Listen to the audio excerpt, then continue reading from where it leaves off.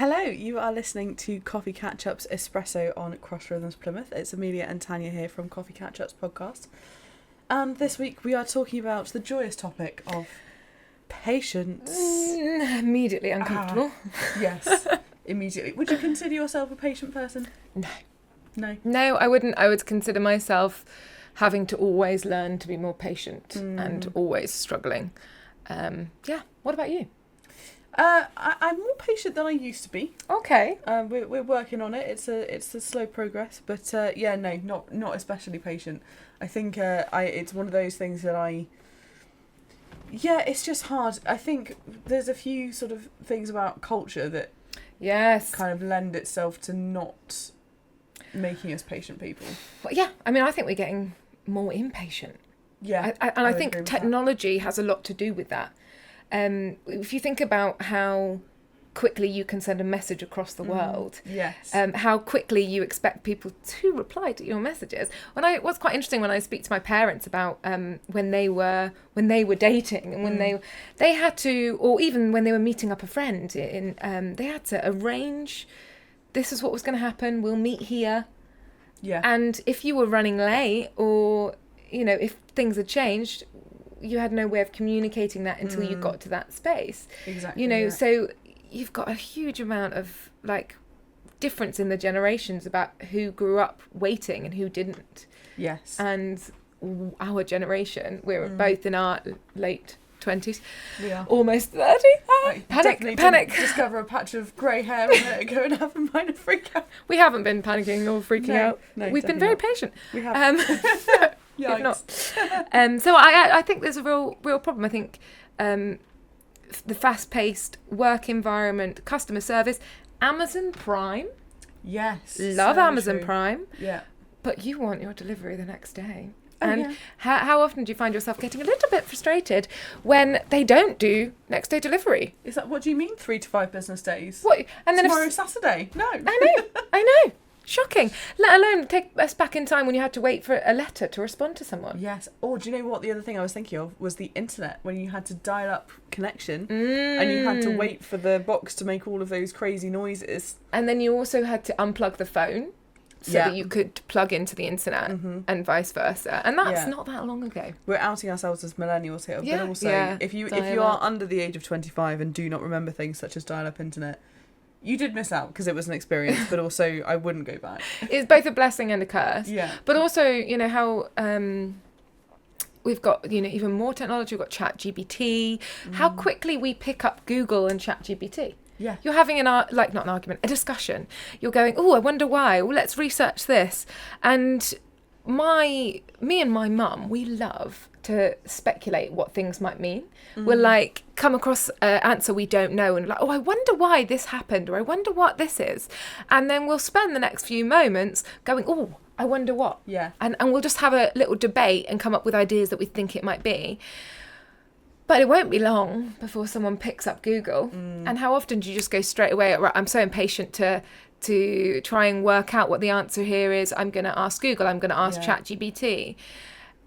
And do we really TV on demand? Yeah, all of that. Do you remember waiting for the next week to find out the concluding part of that episode or whatever? Absolutely. Things like, when Downton Abbey first came out and the next episode, you're like, what do you mean I have to wait a whole week for the next episode? Do you remember Broadchurch when that came out? Did you ever watch that? I wasn't massively into it when it came out. Okay. I did enjoy it, but I wasn't. But loads of shows that you just kind of... Yeah, well, the first season of Broadchurch came out, and it was probably one of the first popular drama to do a murder mystery week by week, and not just have maybe a 2-parter or a 1-parter, but throughout the whole season it was working up. And so what you ended up with having was people at work, at school, wherever you were, your friends, you'd be going, who do you think it is? And who did you think it? Now, that would not happen. No, because you get the entire series just dropped on Netflix in a week.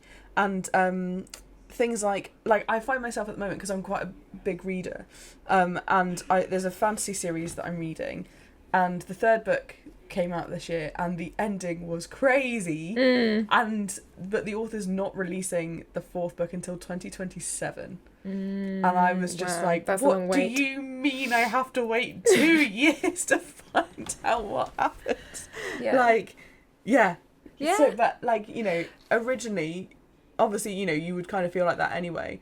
But because, again, culture has made us so impatient. Because we just get things instantly, there is that kind of impatience that maybe there wouldn't have been before. Yeah. I think we are losing the art of patience. Yes. Patience is declared a virtue. Yeah. And I think modern technology, fast-paced situations, this now, here, there, give it to me now. We're losing our concentration and we are losing patience. And actually, patience is a virtue, is something that we need in life. We need patience for the big things, for the small. There are big examples of where you need to be patient, where you do not have control over something. There are small examples, you know, like, I don't know, waiting for your cake to cook or whatever, you know, or waiting at A&E, as I had to do relatively recently. You know, what is it to actually just be patient? But then the big things, like things that you really want in life, waiting for that progress in your career, waiting for hopefully meeting your partner, your spouse, waiting for a baby if you've been trying and you're not. There are big things and small things. And my question that we'll come to in a bit after the break is, if we don't practice it on the small things, do we lose the ability to be patient on the big things? That is a great question. And we will be back with that one after some music. Stay tuned.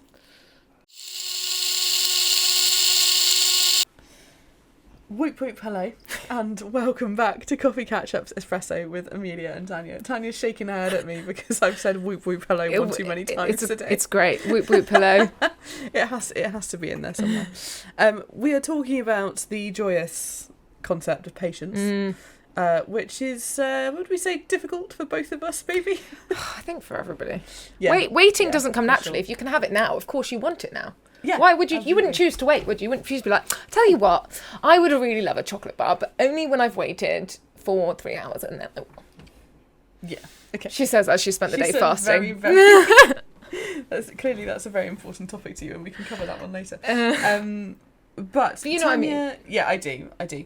Tanya did end the last section with a very profound question, actually. What was your question that you ended the last section with? So, I mean, we were talking about how I think as a society we are becoming more impatient. We're losing patience on the small things. The things like waiting for somebody to reply, the things like waiting for food in a restaurant, small things.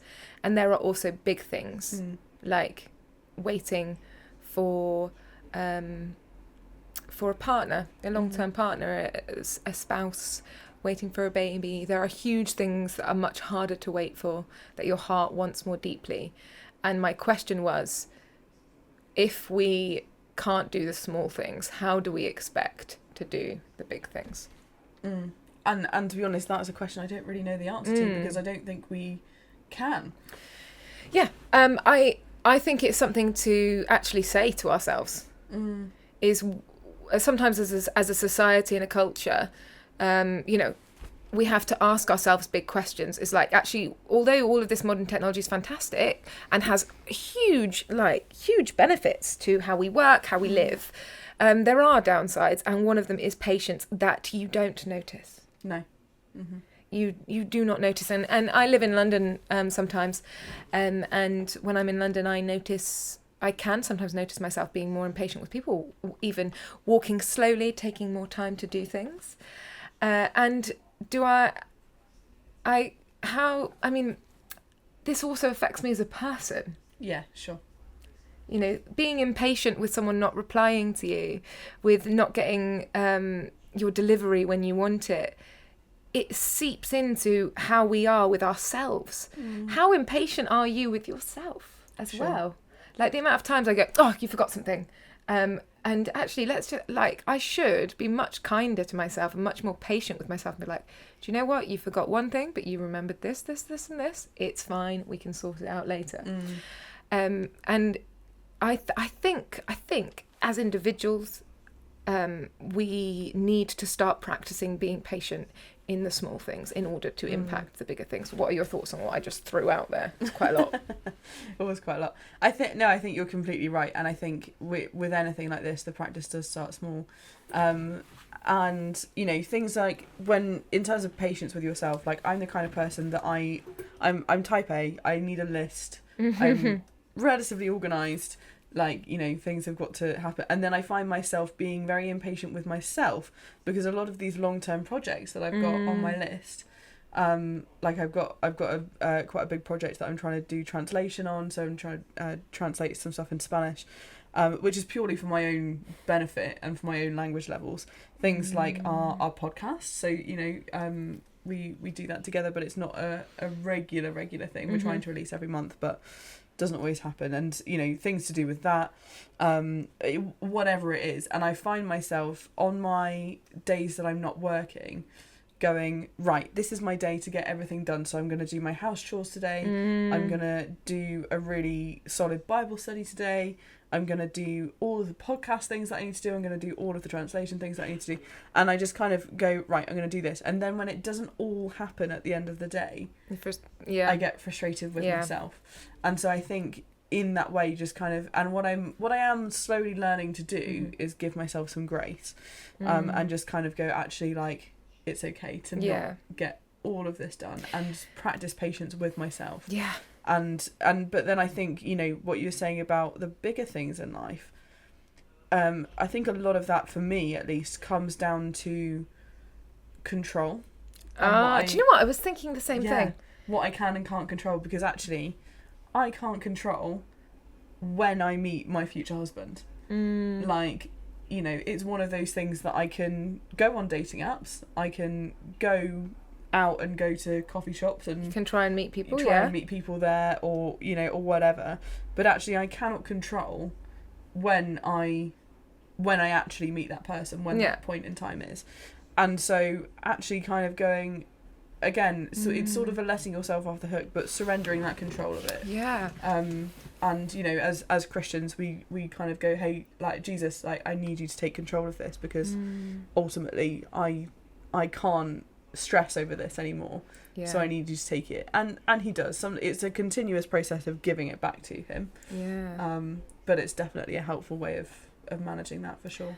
Wow. I mean, I think your point about control is so at the heart of impatience. It is going, actually, you don't have control about this person driving slowly in front of you, or you don't have control about being stuck in a traffic jam, or somebody not replying to you. I think I see a lot of frustration in myself and within many people when people don't reply to them instantly. It's not their job to, but you can't control someone else's behaviour. You can't control situations, but you can control how you respond in the situation. Say you're stuck in a traffic jam and you are running late for work. It is incredibly infuriating. Yes. But how often do we find ourselves almost tapping our foot in frustration? Like, there's a very kind of staccato action to being impatient. It's like, come on, hurry up. When actually you can't do anything about it. I've been sat on delayed trains before, where I'm going, but I'm going to miss my change, and I stress out when actually I can't change the situation. No. So I think practicing patience can be in these situations. You go, do I have control over this situation? No. If I don't, then what shall I choose to do here? Shall I choose to tap my foot in frustration? Or shall I sit and go, okay, I've got no control. I'm in the car. Okay, what shall I do instead? I'll tell you what I'll do. I will put on some worship music and I will just blast praise and pray that my boss is fine with me being a few minutes late to work, or whatever it is. And I do think when you practice them in every day, you are a nicer person to yourself. You are a kinder person to the people around you. You are a less I also think you make better decisions. You are less impulsive. When you practice stopping, pausing, do I have control, do I not, what shall I do here, you practice behaviour that shows up in your life, in the people around you, for the small things and the big. So I'm challenging myself here to check in on the times where I lose my temper quicker. Why? Can I put in a pause? and maybe pray, like you were saying. Yeah, really, really good. We're going to talk a little bit more about how we can practice being patient, how we can train ourselves to be a bit more patient. But first, we're going to listen to a bit of music, and we'll be back very soon. Hello, and welcome back to Coffee Catch-ups Espresso with Amelia and Tanya. We're talking this week about patience, which is quite a difficult one. We've talked a little bit about kind of culture and how that influences our ability to be patient. But how do we... Because there must be a way, right, of just improving on this. How do we train ourselves to be more patient? How do we work on this? I think you have training opportunities every day. Yeah, so true. I do. I think I've said it a few times. You've got to train yourself on the small things to help you with the big things. Yeah. And I think every day you have something will come up that will frustrate you, that there'll be a delay. And it's about saying to yourself, this is an opportunity for me to practice patience, which is such a smug thing to say. Like, it's such a virtuous thing to say.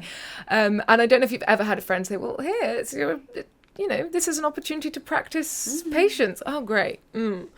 I don't want to, but you can, because it will help. So, next time the traffic lights turn red on you. Yeah. Practice patience. Exactly that. I think I've probably mentioned it in either on the radio or on the podcast before, but there is a brilliant section in the film Evan Almighty where Morgan Freeman, who is playing God, is talking to Lauren Graham, who's playing Evan's wife, and he says, if someone prayed for patience, do you think God gives them patience, or does he give them an opportunity to be more patient? Good stuff. And it's so profound, and it's such a great film as well. What film? But yeah, and it's so true. It's so true. Like, actually, we're never just going to naturally click our fingers and be patient. I think exactly what you're saying is so right. You have to choose to be patient. And like any skill, you have to practice it as well. Yes. So if you practice it will get easier. Yeah, for sure. And also, I think as we practice empathy as well, it becomes easier. So, like, for example, when we were talking about traffic and some people driving slow, and that's very frustrating. So, last year, I was on the way to work and one of my tyres burst. And I don't have a full spare tyre in my car, but I have a space saver. And on that space saver, you can drive fine, but you cannot go over 50 miles an hour. Right, so you were driving slow. So I was driving, I was on the way to my parents' house, and I live in Plymouth, and so to get to my parents, who were sort of on the other side of Plymouth, I have to drive very briefly on the Devon Expressway. Right. And so obviously I was in the left lane going 49 miles an hour. And I could see, people behind you, they weren't beeping, but they were clearly getting frustrated. Yeah. And actually it's like, well, I could go over 50 miles an hour, but then I would wreck my car. Like, I don't know what happens if you go over 50 miles an hour, but it's clearly not safe. And actually, asking why, having that bit of empathy, like, why is that person driving slowly? Maybe they're really nervous. Yeah. Maybe there is a reason in terms of safety, like having a space saver, which you can't see from behind them. Maybe if someone is walking slowly on their phone, they might have a really good reason for being on their phone at that exact point in time. You just don't know. I love it. My friend says this as well. She says the phrase, I wonder why. It's such an interesting phrase to say. She'll say it in heated context as well. She'll go, I wonder why someone's like that. Yeah. Because it does practice empathy. You're so right. And it's amazing. I've watched her do it to people who are ranting and raving for very good reason about how frustrated they are at this person or whatever. And this situation, they have every right to be frustrated. Most of us would go, oh yeah, that is really frustrating, and rant and rave with them. She goes, that's really tricky. I wonder why they're like that. I wonder why they've done that. It doesn't condemn. It doesn't also mean that their behaviour is okay. But it goes, I wonder why. I wonder why someone hasn't replied to my message. And often you have a choice. I think you have a choice of what to believe. I think we say this quite a few times on on the podcast actually when we're talking, is sometimes life is about choosing what to believe. And sometimes you have a choice to believe that this person has not replied to you because they don't like you, because they think you're not worth a reply, or they're busy and they forgot to reply. Yeah. Within our moments of real frustration, you have a choice of what to believe. And with the big things, with the huge things, like, I am so tired of waiting to for example, get pregnant. You know, you may, with your partner, been trying to conceive for years. I'm so tired and frustrated and I am just angry. What do I choose to believe in this time? Do I choose to believe that that is the end of my life, that my life will never be good if I cannot have this thing that I want? Or do I choose to believe that there is still so much worth to being where I am right now, amidst the frustration? And as a Christian, my hope is in Jesus, is in God. And I know that no matter what situation I am in that's unfair, or I'm waiting, or I'm frustrated, that even in my frustration, there are good things around me. Yeah. Wow. Choose to focus on those things. Beautiful. It's hard. It's really hard, but it's so important. I fully agree with everything you've just said. Amen. Yeah, amen to that. I don't know how do we move on from this? I think we go to some music. We go to some music. That's a really good shout. But also, you know, we have discussed some quite big topics. Yeah. In all of this, and I would just like to encourage you, if you are struggling with any of that, please do chat to somebody. Like, you know, it might not be professional help that you need, but also it's the waiting periods and these things are really hard. So like, please make sure you're reaching out to friends, and also if you are in a position where you feel like you need professional help, go to therapy. Tanya goes to therapy. You're very open about that, and that's a great thing. Chat to I don't know, your vicar, to someone who is slightly more kind of trained in these areas, or some different professional help as well. So we really encourage you to do that. And also just I want to remind myself, and hopefully this is encouraging for anyone listening, baby steps. Like, you cannot fix things in a day. You know, it's about taking tiny baby steps. Oh gosh, I lost my temper, I had road rage again, but I also was a bit better with that person who cut me up. Like, I was better than I was yesterday. Yeah.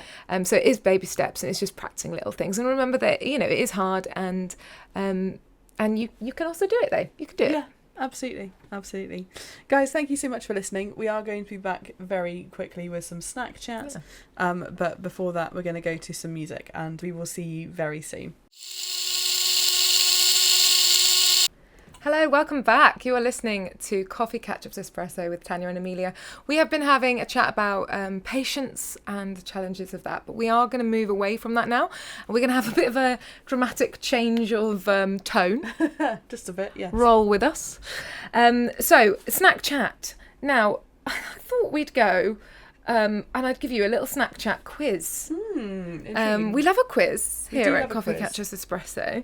But this one sounds like I'm trying to be your doctor in a way, everyone, because I'm warning us about sugar content. Oh dear. Oh, I love a bit of sugar. We'd just like to disclaim Tanya is not a medical professional. Absolutely Please do not. Take advice. Absolutely not. And this research is based on some very quick Google searching. So, you know, take from it what you will. It's just a bit of fun. But quite often I think things and sugar content can be quite surprising. I don't know about you. Yes, definitely.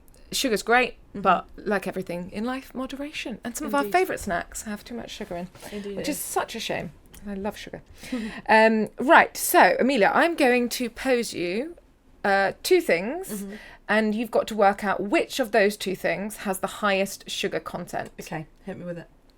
Imagining we've got the same quantity of those things. Yeah. Okay, so Coca-Cola or orange juice? Which one has the highest sugar content? Oh, I really hope it's Coca-Cola. Is it Coca-Cola? Yes, it is Coca-Cola. If you're having fresh orange juice, Coca-Cola has... So Coca-Cola, 330 millilitres, which is your average size can, has 35 grams of sugar. Weesh. Good Eesh. grief. Orange juice, 330 millilitres, has in between fresh orange juice has 24 to 30. That's still quite high. It is quite high. It is very high. But remember that orange juice has a lot more vitamins in. So yes, and are those natural sugars? yeah. Some of them not. Okay. It often has additional sugar added to it. Now, orange juice from concentrate is actually higher in sugar. Wow, that's crazy. Than Coca-Cola. It has 36. Right. So it's very similar, but Okay, it is still higher. Yeah, so I think, something to just be aware of when you're having orange juice. It's, Interesting. not the dentist's friend, the orange juice. Okay, next one. Barbecue sauce or ketchup? Ooh. Which one has the highest sugar content? I would assume that they both have similar levels. I'm going to guess ketchup. It's barbecue. Is it? Yeah. Fair enough. So 1 tablespoon of Heinz ketchup, it has to be. Of course. Yeah. Heinz, has 4 grams of sugar. Mm-hmm. I've used the brand Baby Ray barbecue sauce, very popular, is 8 grams, so double the amount in ketchup. That's really interesting, actually. Which is very sad news for me because I do prefer barbecue. I do quite enjoy barbecue sauce. Yeah. Right. Cadbury's Dairy Milk Bar or a health bar. And for this one, I've used Go Ahead yogurt bars. Do you know them? Oh, yeah. Yeah. Classic. They were always in my lunchbox at school.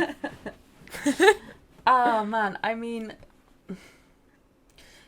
I'm going to guess at the cereal bar because I would assume that to sort of balance out some of the maybe blander flavours like oats and whatever, they would need more sugar maybe. You'll be pleased to know that it is definitely the chocolate bar has more sugar. Okay, that's good. By that's quite a lot, so it's okay. It's not a trick, this one. Phew, thank goodness. Makes a change. Dairy milk, 100 grams, has over half its sugar. So wow. 56 grams of sugar in 100 grams of dairy milk. Ooh. Cadbury's, of course. Other brands are Flippin' heck. available. Yep. That's crazy. That's a lot. And I feel bad about how much chocolate I've consumed over the years. But hey, treat yourself. However, a Go Ahead has 39 grams of sugar in a 100-gram bar, which is still quite high, but much and again much better for you. It's a lot more slow release energy in that one. Yeah. Okay. Cereals. We're going to do cereals. Okay. Special K versus Cornflakes. Now, Oh, Special gosh. K, I don't know about you, but we're the same age, so you Yeah. must remember the Special K campaign where Special K said that you I could do. drop a dress size in 6 weeks just by having two bowls of this a day and then a main meal. Yeah. Never worked. No, of course not. That was crazy stuff. But people believed it, and Yeah, I definitely believed it for a while. Do you like Special K? I did. We did have it, and I did quite enjoy it. But it wasn't a. No, I never got into it. No, It's a fair shame. enough. Fair enough. Anyway, which one of those, Special K or Cornflakes, both Kellogg's, has the highest sugar content? Is it Special K? It is. Oh man, why am I not surprised? So per 100 grams, Special K has 12 grams of sugar, Wow. whereas Cornflakes has 8 grams per 100 grams. Right. 8 grams of okay. sugar. So it's still not loads of difference, but also Yeah, I mean... enough. 'Cause enough. given they were marketing it as something that was going to help you lose weight. Yeah, exactly. It's No. a lot, it's a lot of sugar. But hey, so there you go. Interesting. I think you got most of those right. I'll take that. I'll take that. Oh man, that was good. That was a good, though. fun Thank you for that. That was very quiz. Fun interesting. quiz. We love a quiz, and do. we've learned about sugar. But having said that, I am still going to consume sugar because I think it's great. But maybe Oh yeah, 100%. slightly less, and maybe I will check the sugar content a bit more. Yeah, maybe. We'll Or see. not. I probably won't. It depends. I probably Let's won't. be honest. Dairy milk is fantastic. It is top tier. But yeah, there we go, guys. It's been fun. Thank you so much for tuning in, and tune in at the same time again next week for more Coffee Catch-ups Espresso on Cross Rhythms. Bye bye. Bye bye.